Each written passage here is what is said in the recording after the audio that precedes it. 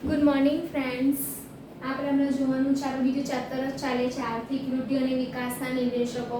એમાં આપણે જોયું તો આર્થિક વૃદ્ધિનો અર્થ કોને કહેવાય, આર્થિક વિકાસનો અર્થ કોને કહેવાય, બરાબર.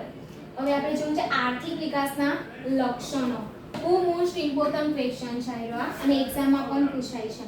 તો આર્થિક વિકાસના લક્ષણોમાં એનું પહેલું લક્ષણ છે કે સતત ચાલતી પ્રક્રિયા. સતત ચાલતી પ્રક્રિયા. તો આર્થિક વિકાસ એ સતત ચાલતી પ્રક્રિયા છે, બરાબર. કેમ એને સતત ચાલતી પ્રક્રિયા કહે છે? કારણ કે જો એમાં આર્થિક વિકાસ એ સતત ચાલતી પ્રક્રિયા છે. આર્થિક વિકાસની પ્રક્રિયા ચોક્કસ દિશામાં નિયત ક્રમમાં ધીમી પણ મજબૂત પ્રક્રિયા છે.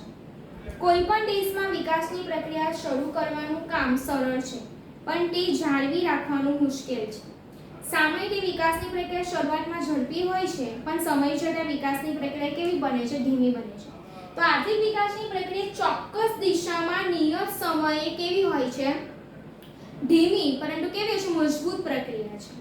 પછી કોઈ પણ દેશમાં વિકાસની પ્રક્રિયા શરૂ કરવાની હોય, કામ એ સરળ છે, પરંતુ તે જાળવી રાખવાનું કેવું છે? મુશ્કેલ છે. એને જાળવી રાખવું પડે. તમને મેં કીધું કે જો ભારત દાખલા તરીકે વિકાસ કરો છો તો પહેલા વિકાસની પ્રક્રિયા કરશે, અને અમેરિકા દેશ છે એની વિકાસ ઓલરેડી થઈ ગયો છે, બરાબર છે. તે શું કરશે? એ પ્રક્રિયાને જાળવી રાખશે, બરાબર. સામાન્ય વિકાસની પ્રક્રિયા શરૂઆતમાં ઝડપી હોય છે, પરંતુ સમય જતાં વિકાસની પ્રક્રિયા કેવી બને છે? ધીમી બને છે. કેમ? શરૂઆતમાં તો આપણે વિકાસ કરવાનો હોય છે, પછી લાંબા સમય પછી એનો વિકાસ થઈ જાય છે, એટલે એને શું કરવાનું હોય છે? આપણે જાળવી રાખવાની હોય છે. અમેરિકા છે તો અમેરિકામાં બધો વિકાસ થઈ ગયો છે, તો એ પ્રક્રિયાને આપણે શું કરવાનું છે? જાળવી રાખશે અમેરિકા દેશ, બરાબર. એટલે ભારતમાં જો વિકાસ થવાનો બાકી છે એટલે એ સામા પ્રોસેસ કરશે? વિકાસની જ પ્રોસેસ કરશે, બરાબર. આ એનું લક્ષણ છે કે સતત ચાલતી પ્રક્રિયા છે. પછી એનું બીજું લક્ષણ છે પરિમાણાત્મક અને ગુણાત્મક પરિવર્તનો. પરિમાણાત્મક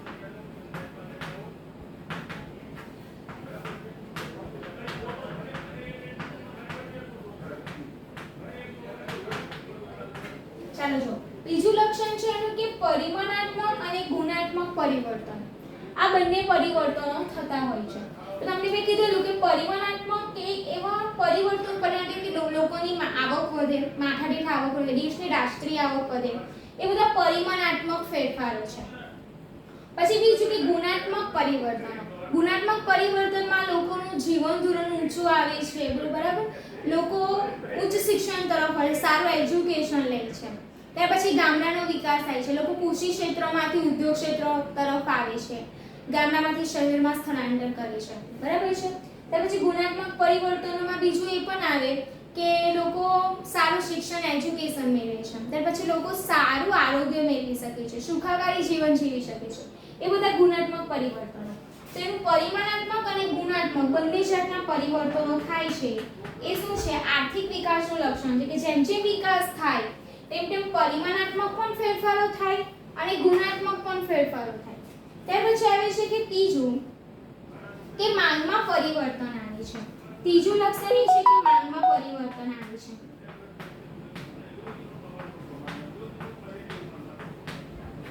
ત્રીજું લક્ષણ છે કે માંગમાં પરિવર્તન આવે. લોકોની આવક જેમ જેમ વધારો થાય એટલે શું થાય? માંગમાં પરિવર્તન આવે. લોકોની આવકમાં જેમ જેમ વધારો થાય એટલે માંગમાં પરિવર્તનો આવે.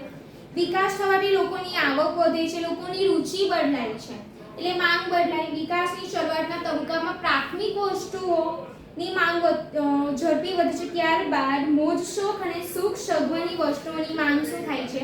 વધે છે, બરાબર. તો શું થાય છે કે માંગમાં પરિમાણાત્મક અને ગુણાત્મક માંગમાં પરિવર્તન થાય. તો માંગમાં પરિવર્તનમાં શું થાય? લોકોની આવક વધે. આવક વધે લોકોની રુચિ પણ વધે અને વસ્તુઓની માંગમાં થાય. લોકો પહેલા પોતાની આવક ઓછી હોય તો માત્ર પ્રાથમિક જરૂરિયાતોની જ વસ્તુની માંગ કરે. આપણી પ્રાથમિક 3 જરૂરિયાતો છે: રોટી, કપડાં અને મકાન.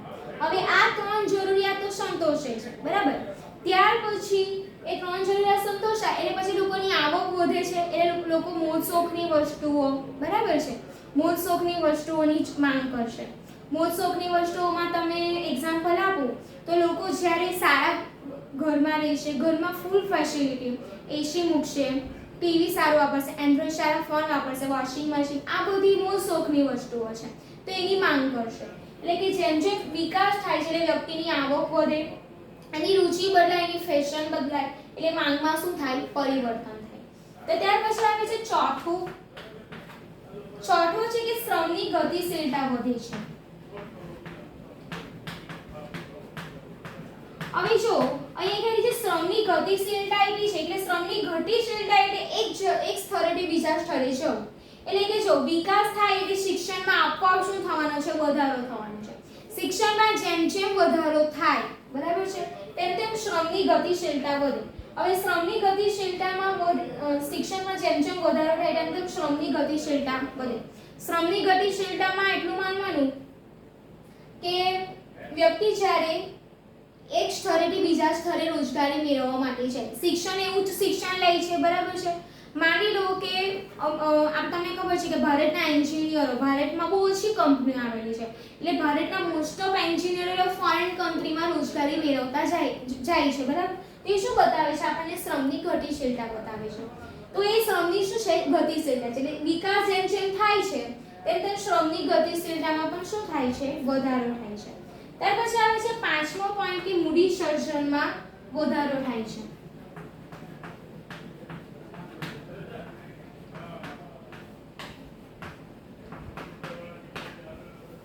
પાંચમો પોઈન્ટ છે મૂડી સર્જનમાં વધારો થવો. તો જેમ જેમ વિકાસ થાય છે એટલે કે લોકો શું કરશે? લોકોની આવક વધશે તો લોકો થોડોક હિસ્સો પોતાની મોજશોખ વસ્તુઓ પાછળ ખર્ચ કરશે એટલે બાકીની શું કરશે? બાકીના પૈસાની લોકો બચત કરશે. તો જે બચતનો ભાગ છે એટલે કે લોકોની આવક વધે તેમ તેમ લોકોની માંગ વધે, એટલે માંગ વધે એટલે નવા સાહસિકો, નવા ઉત્પાદકો બજારમાં નવી વસ્તુઓ મૂકવા પ્રેરાશે, બરાબર. એટલે કે જેમ જેમ નવી વસ્તુઓ મૂકે એટલે શું થાય? મૂડી સર્જન વધે. નવી વસ્તુ માર્કેટમાં આવે એટલે લોકો ખરીદી કરવાના જ છે. કેમ કે લોકોની આવક વધારે છે એટલા માટે. એટલે કે મૂડી રોકાણ કરવા લોકોને પ્રોત્સાહન મળે. મૂડી રોકાણ જેટલું વધારે થાય એટલે લોકોની મૂડી સર્જન શું થશે? વધારો થશે. એટલે આ શું બતાવે છે? મૂડી સર્જનમાં વધારો થવો, બરાબર. એટલે કે જેમ જેમ વિકાસ થાય છે ત્યાં મૂડી રોકાણને પ્રોત્સાહન મળે છે પ્લસ મૂડી સર્જનમાં પણ શું થાય છે? વધારો થાય છે. એટલે એ શું બતાવે છે? આપણને વિકાસ બતાવે છે. ત્યાર પછી આવે છે ટેકનોલોજીમાં ફેરફાર. છઠ્ઠો પોઈન્ટ છે ટેકનોલોજીમાં ફેરફાર.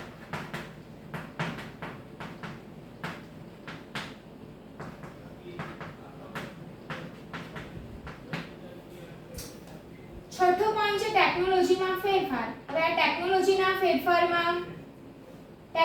ફેરફારમાં જો કે જેમ જેમ દેશમાં વિકાસ થાય એટલે લોકો પેલા જૂની પુરાણી જે સાધન સામગ્રીથી ઉત્પાદન કરતા હોય અથવા તો ખેતી કરતા હોય, બરાબર છે, તે લોકોમાં શું થાય? ટેકનોલોજીમાં ફેરફાર આવે, બરાબર. તો ટેકનોલોજીમાં ફેરફાર આપણે જોઈએ કે પ્રાચીન સમયમાં લોકો ખેડૂતનું આપણે એક્ઝામ્પલ લઈએ ખેતરનું, તો સામાન્ય ખેતી કરવી હોય તો હળ છે, બળદગાડું છે, આ બધા જૂના પુરાના યંત્રોનો ઉપયોગ કરતો. હાલમાં એ લોકો આધુનિક બિયારણોથી ખેતી કરતા હોય છે. શ્રમની પણ એટલી બધી જરૂર નથી પડતી, બરાબર. એટલે કોઈ ટ્રેક્ટર, હવે તો ટ્રેક્ટરથી એનો સૌથી વધુ ઉપયોગ થાય છે. તમે જુઓ હવે ટપક સિંચાઈ પદ્ધતિ, એ બધી આધુનિક પદ્ધતિથી લોકો ખેતી કરતા હોય છે. એવી જ રીતના જે મોટા મોટા યંત્રો છે એ પણ શું છે? નવી નવી ટેકનોલોજી છે. એટલે કે ટેકનોલોજીમાં જેમ જેમ એટલે કે તમે જો કે પ્રાચીન સમયમાં જે અગ્નિ અને પાણીથી જે બધા સાધનો યંત્રો ચાલતા હતા તે હવે શાનાથી ચાલે છે? વીજળીથી ચાલે છે, વિદ્યુતથી ચાલે છે, બરાબર. કે વિકાસ થતા અગ્નિ અને પાણી ઉપર આધારિત ટેકનોલોજીને બદલે હવે કોલસા, લોખંડ પર આધારિત ટેકનોલોજી અપનાવતા વિકાસ દર શું થયો છે? ઝડપી બને છે, બરાબર. પ્રાચીન સમયમાં આપણે એક્ઝામ્પલ આપીએ તો પ્રાચીન સમયમાં જે ટ્રેનો ચાલતી હતી, બરાબર છે, એ રેલવે ટ્રેનો ચાલતી હતી તે ટ્રેનો કેવી હતી? મોસ્ટ ઓફ કોલસાથી એનાથી ચાલતી હતી, વીજળી, ડીઝલ એનાથી ચાલતી હતી. હાલમાં આપણે ટ્રેનો છે તે મોસ્ટ ઓફ બધી વીજળીથી ચાલે છે, કોલસાથી તો કોઈ જ નથી ચાલતી. ત્યાર પછી મેટ્રો ટ્રેન. હમણાં કે જેમ જેમ વિકાસ થતો જાય છે તેમ તેમ નવી ટેકનોલોજીનો શું થતો હોય છે? એમાં ઉમેરો થતો હોય છે, બરાબર છે. તો એ શું બતાવે છે? આપણને ટેકનોલોજીમાં ફેરફાર બતાવે છે. એટલે કે જેમ જેમ વિકાસ થાય તેમ તેમ ટેકનોલોજીમાં શું થવું જોઈએ? ફેરફાર થવો જોઈએ. ત્યાર પછી આવે છે કે આર્થિક વિકાસ એ સ્વયંભૂ પ્રક્રિયા છે. સ્વયંભૂ પ્રક્રિયા છે મીન્સ કે એ શું થાય છે, સ્થિર થઈ જાય છે. અમુક તબક્કા બાદ વિકાસની પ્રક્રિયા સ્વયંભૂ હોય છે કે સ્થગિત થઈ જાય છે. બરાબર છે. આપણે આગળ જોયું તો જો આપણે એને ભણ્યા છે આર્થિક વિકાસના લક્ષણો. હવે આર્થિક વિકાસના લક્ષણોમાં પહેલું એનું લક્ષણ કે સતત ચાલતી પ્રક્રિયા. એ પ્રક્રિયા ચાલ્યા જ કરે છે, એનો કોઈ દિવસ અંત આવતો નથી. એકવાર વિકાસ થઈ ગયા પછી એને જાળવી રાખવાનો હોય છે. બરાબર, એટલે એને સતત ચાલતી પ્રક્રિયા કહેવામાં આવે છે. એનું બીજું લક્ષણ છે કે પરિમાણાત્મક અને ગુણાત્મક પરિવર્તનો. તો આર્થિક વિકાસ એ પરિમાણાત્મક અને ગુણાત્મક પરિવર્તનો કરે છે કે બંને પરિવર્તનો કરે છે. આર્થિક વિકાસ પરિમાણાત્મક અને ગુણાત્મક બંને કરે છે. બરાબર છે. તો એને પરિમાણાત્મક અને ગુણાત્મક એમ બંને કહેવામાં આવે છે. ત્યાર પછી એક એમાં આર્થિક વિકાસને પરિમાણ અને ગુણાત્મક એટલા માટે કહેવાય છે કારણ કે એમાં પરિમાણાત્મક પાસાઓ અને ગુણાત્મક પાસા બંને પાસાઓ શું આપણને જોવા મળે છે, બંનેનો અભ્યાસ થાય છે એટલા માટે. પછી એનું ત્રીજું લક્ષણ કે માંગમાં પરિવર્તન. લોકોની આવક વધે એટલે લોકો માંગ શું કરશે, વધારશે. બરાબર છે. એટલે કે લોકોની માંગમાં પરિવર્તન થાય છે. શ્રમની ગતિશીલતા. જેમ જેમ વિકાસ થતો જાય તેમ તેમ લોકો એક સ્થળેથી બીજા સ્થળે અથવા એક રાજ્યમાંથી બીજા રાજ્યમાં અથવા તો એક દેશમાંથી બીજા દેશમાં શું કરશે, રોજગારી મેળવવા માટે જશે. એને શું બતાવે છે કે શ્રમની ગતિશીલતા બતાવે છે. ત્યાર પછી મૂડી સર્જનમાં વધારો. લોકોની મૂડી સર્જનમાં લોકોની આવક વધે એ લોકો શું કરશે, મૂડી રોકાણ કરશે. અને મૂડી રોકાણ જેમ જેમ વધે તેમ તેમ શું થશે, મૂડી સર્જનમાં શું કરશે, વધારો કરશે. ત્યાર પછી આવે છે છઠ્ઠો પોઈન્ટ, ટેકનોલોજીમાં ફેરફાર થવો.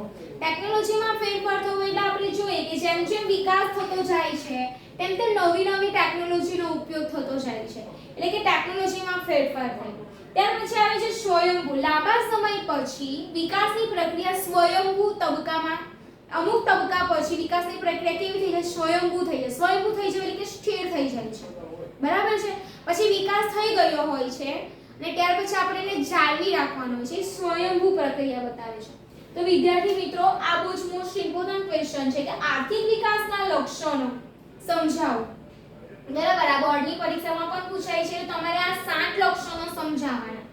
એમાંથી આ 3 ને 4 તો બહુ નાના છે.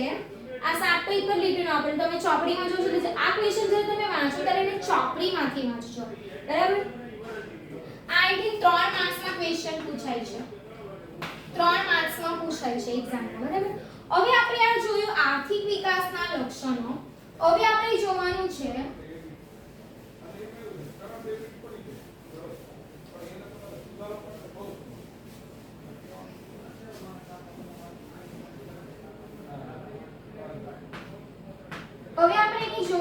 મર્યાદા. ચાલો જો આર્થિક વિકાસના લક્ષણો પછી એની 3 મર્યાદા આપેલી છે કે આર્થિક વિકાસ તો થાય છે તો પણ એની કેટલીક મર્યાદાઓ છે. તેની પહેલી મર્યાદા એ છે કે આર્થિક વિકાસ દેશની પ્રગતિને દર્શાવી શકે છે. દેશની પ્રગતિ. તો આર્થિક વિકાસ દેશની પ્રગતિને દર્શાવી શકે છે. આર્થિક બાબતોની સ્થિતિ દર્શાવી શકે છે. પરંતુ તે સાચા અર્થમાં માનવ વિકાસની ચર્ચા કરી શકતો નથી. માનવ વિકાસ. ત્યાર પછી માનવ પ્રગતિનું માપદંડ.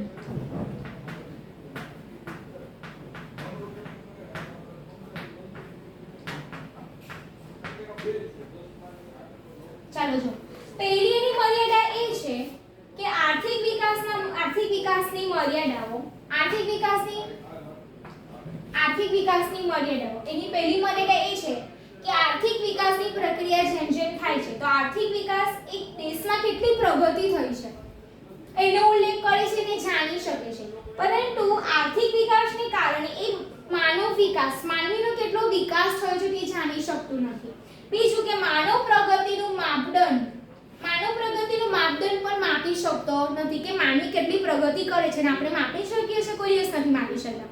હા, આપણે એ કરી શકીએ છીએ કેટલી પ્રગતિ મીન્સ કે માનીએ કે આપણેની આવક કેટલી વધે છે, આપણે એની આવક માપી શકીએ છીએ. કે માની લો કે આ વર્ષે 1 લાખ રૂપિયા કમાય છે તો બીજા વર્ષે 2 થી 3 લાખ રૂપિયા કમાય છે તો એ આપણે એને ગણતરી કરી શકીએ છીએ. પરંતુ એનો કેટલો વિકાસ થયો છે તે માપી શકતું નથી. બીજું કે માનવ પ્રગતિનું માપદંડ પણ માપવું કેવું હોય છે, અશક્ય હોય છે. એટલા માટે એની એક મર્યાદા છે. ત્યાર પછી આવે છે એની બીજી મર્યાદા એ છે કે આર્થિક વિકાસને આર્થિક વૃદ્ધિની જેમ માપી શકાતું નથી. તો અહીં ગાડી એ છે કે વૃદ્ધિને માપી શકાય છે પરંતુ આર્થિક વિકાસને માપી શકાતું નથી. વૃદ્ધિને માપી શકાય, આર્થિક વિકાસને માપી શકાતું નથી.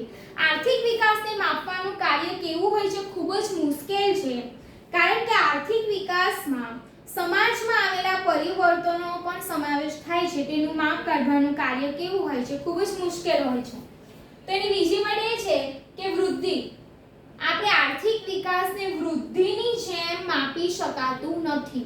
એટલે એની અંદર વૃદ્ધિને માપી શકે છે પરંતુ આર્થિક વિકાસને માપી શકાતો નથી, કારણ કે આર્થિક વિકાસ માપવો ખૂબ જ મુશ્કેલ હોય છે.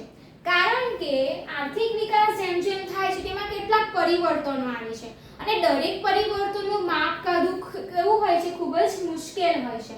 એટલે કે આની બીજી મર્યાદા છે. ત્યાર પછી આવે છે ત્રીજી મર્યાદા.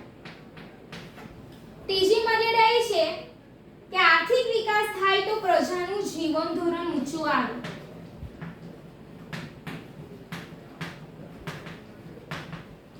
આપણને એવું કહે કે જેમ જેમ આર્થિક વિકાસ થાય તેમ તેમ પ્રજાનું જીવન ધોરણ ઊંચું આવે. આજે ભારતમાં આર્થિક વિકાસ થાય છે છતાં પ્રજાના જીવન ધોરણમાં ખૂબ સુધારો થયો નથી. એટલે વિકાસ એટલે જીવન ધોરણમાં સુધારો એવું કહી શકાય નહીં. બરાબર. એનો ત્રીજો એ છે કે પ્રજાનું જીવન ધોરણ. તો જેમ જેમ આપણે આર્થિક વિકાસ થાય, આપણે આર્થિક વિકાસ આવે એટલે શબ્દ એટલે આપણા માઇન્ડમાં એક જ શબ્દ હોય કે પ્રજાનું જીવન ધોરણ સુધરે. પરંતુ પ્રજાનું જીવન ધોરણ ઊંચું આવે એને આપણે આર્થિક વિકાસ કહીએ તો છે, પરંતુ ભારત જેવા દેશ છે એમાં આપણે વિકાસ કરીએ છીએ તો લોકોનું પ્રજાનું જીવન ધોરણ ઊંચું આવ્યું છે એવું આપણને લાગતું નથી. એટલે આપણે કહી શકીએ કે પ્રજાનું જીવન ધોરણ ઊંચું આવે એટલે એને આપણે આર્થિક વિકાસ કહી શકીએ નહીં. તો અહીં આપણે આર્થિક વિકાસની 3 મર્યાદાઓ આપેલી છે. જો આ પણ 2 માર્ક્સમાં અથવા 3 માર્ક્સમાં પૂછી શકે તો તમારે આ 3 મર્યાદા ડિટેલમાં સમજાવવાની જે ચોપડીમાં આપેલી છે. બરાબર. તો પહેલી મર્યાદા આપણે ટૂંકમાં જોઈ લઈએ. તો પહેલી મર્યાદા મેં તમને કીધું કે આર્થિક વિકાસ શું કરે? ખાલી પ્રગતિ દર્શાવે છે. દેશમાં કેટલી પ્રગતિ થઈ છે તેને જ આપણે જાણી શકીએ છીએ. બરાબર. પછી માનવ વિકાસ, માનવ પ્રગતિનું માપદંડ, માનવ વિકાસ કેટલો થયો છે તે દર્શાવી શકતું નથી. બીજું કે માનવ પ્રગતિનું માપદંડ કેટલું છે તે પણ દર્શાવતું નથી. બરાબર. ત્યાર પછી બીજું છે કે વૃદ્ધિની આર્થિક વિકાસ એટલે કે વૃદ્ધિની જેમ આર્થિક વિકાસ માપી શકાતું નથી, કારણ કે આર્થિક વિકાસ થવાથી અનેક પરિવર્તનો આવતા હોય છે અને આ બધા જ પરિવર્તનોનું, બધા જ ફેરફારોનું માપદંડ કાઢી શકાતું નથી. એટલે કે આ બીજી મર્યાદા છે. ત્યાર પછી આવશે ત્રીજી મર્યાદા. ત્રીજી મર્યાદામાં પ્રજાનું જીવન ધોરણ. પ્રજાનું જીવન ધોરણ સુધરે છે, પરંતુ આપણે ભારત જેવા દેશમાં લોકોનું જીવન ધોરણ સુધર્યું છે એવું આપણે જોઈ શકતા નથી. આપણને જોવા મળે છે કે લોકો ગરીબોમાંથી બધા ઊંચા થયા છે, બહુ સારું શિક્ષણ મેળવી શકે છે. આપણે જોઈએ છે કે ભારત જેવો દેશ કે જે વિકાસ કરી રહ્યો છે પરંતુ લોકોનું જીવન ધોરણ સુધર્યું છે એવું આપણને જોવા મળ્યું નથી. એટલે પ્રજાનું જીવન ધોરણ સુધર્યું નથી. એટલે આપણે કહી શકીએ કે પ્રજાનું જીવન ધોરણ સુધર્યું નથી એટલે આપણે આર્થિક વિકાસ થયો છે એવું કહી શકીએ નહીં. એટલે આપણે અહીં આર્થિક વિકાસની મર્યાદાઓ અહીં પૂરું થઈ. એટલે આપણે અહીં થિયરી આર્થિક વૃદ્ધિનો અર્થ જોયો, પહેલા આર્થિક વૃદ્ધિની મર્યાદાઓ પણ છે, ત્યાર પછી આર્થિક વિકાસનો અર્થ જોયો, આર્થિક વિકાસને અસર કરતા આર્થિક વિકાસના લક્ષણો જોયા. આર્થિક વિકાસના લક્ષણો પછી આપણે આર્થિક વિકાસની મર્યાદાઓ જોઈ. એટલે 3 મર્યાદાઓ છે. ત્યાર પછી આપણે જે ભણવાનું છે તે આર્થિક વિકાસ અને આર્થિક વૃદ્ધિ બંને વચ્ચેનો તફાવત ભણવાનો છે. બરાબર છે. હવે આર્થિક વૃદ્ધિ અને આર્થિક વિકાસ આના પછીનો જે આપણો ટોપિક છે તે આર્થિક વૃદ્ધિ અને આર્થિક વિકાસ બંને વચ્ચેનો તફાવત છે. અને આ તફાવત મોસ્ટ ઇમ્પોર્ટન્ટ 100% એક્ઝામમાં પૂછાય છે અને વધારે ધ્યાન આપજો.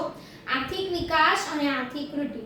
હવે આર્થિક વિકાસ અને આર્થિક વૃદ્ધિનો મધ્ય જ્યારે તફાવત હોય તો આપણે નેક્સ્ટ લેક્ચરમાં જોઈશું. તે પહેલા આપણે જોઈ લઈએ કે આર્થિક વિશે તો આપણને ખબર છે આર્થિક વિકાસ એ વિકસિત દેશોમાં વિકાસમાન દેશો અથવા તો અલ્પ વિકસિત દેશોમાં જોવા મળે છે, જ્યારે આર્થિક વૃદ્ધિ એ વિકસિત થઈ ગયો છે એવા દેશોમાં જોવા મળે છે.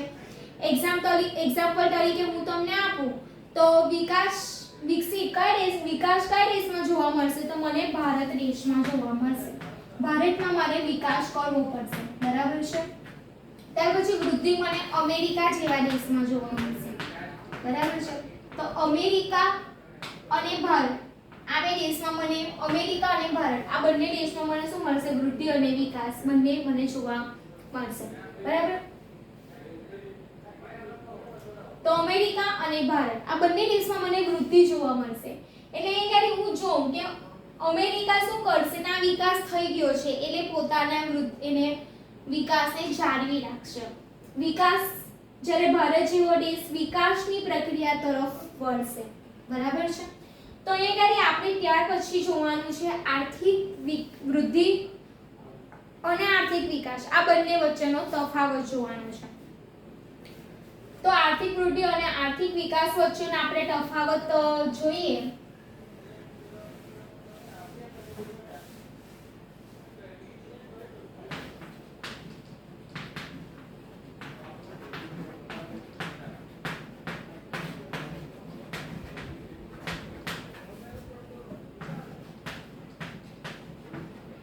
ચાલો જો આર્થિક વિકાસ અને વૃદ્ધિ બંને વચ્ચેનો તફાવત. તો આ તફાવત લેતા પહેલા હું તમને એક આખું જે આપણે અત્યાર સુધી ભણ્યા, બરાબર છે. તો વૃદ્ધિ અને વિકાસ કોને કહેવાય? સામાન્ય ભાષામાં માની લો કે મારે કોઈ એક બિલ્ડિંગ બાંધવું છે, 10 માળનું બિલ્ડિંગ બાંધવું છે, બરાબર છે. તો મને 10 માળનું બિલ્ડિંગ બનાવવા માટે મારે એનો પાયો શું કરવો પડશે? મારે મજબૂત કરવો પડશે, બરાબર છે.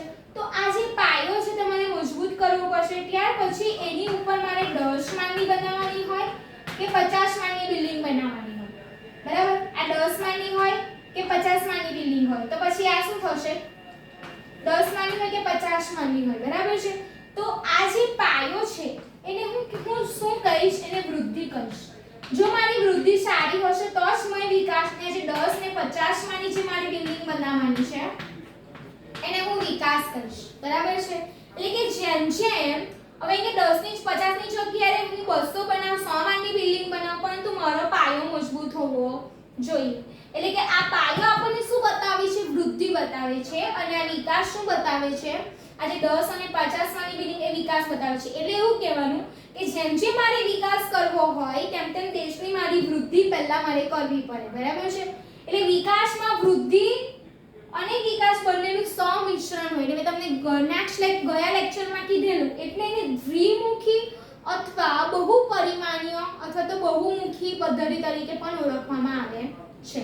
તો આજે આપણે ક્લિયર કરવાનું કે વિકાસ કોને કહેવાય, પાયો કોને કહેવાય, વૃદ્ધિ કોને કહેવાય, બરાબર. જો આ એક્ઝામ્પલ યાદ રહી જાય તો વિકાસ અને વૃદ્ધિ વચ્ચે શું તફાવત છે એ આપણને જો સારી રીતે આવડી જાય, બરાબર છે. Thank you. આપણે આર્થિક વૃદ્ધિ અને વિકાસ વચ્ચેનો તફાવત નેક્સ્ટ લેક્ચરમાં જોઈશું.